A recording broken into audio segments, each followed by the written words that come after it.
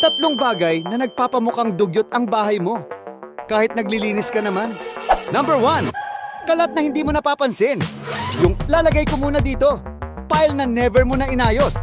Kahit malinis sahig mo, kung may random kalat sa ibabaw, mukha pa rin magulo. Number 2. Maduming amoy kahit di halata sa kamera. Basahan, basurahan, o kulog na kwarto. Yan ang tunay na dugyot. Hindi sapat ang linis kung mabaho.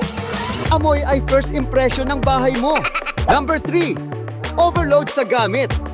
Sobrang daming gamit ay sobrang hirap i-maintain. Hindi mo kailangan ng mas maraming organizers. Kailangan mo magbawas. Ayusin mo to ngayon. Magtapon ng 5 bagay. Linisin ang basurahan at ayusin isang surface. Start small pero tuloy-tuloy. Ayaw mo magmukhang dugyot bahay mo? I-follow mo si Mr. Bahay para sa linis tips plus real talk araw-araw.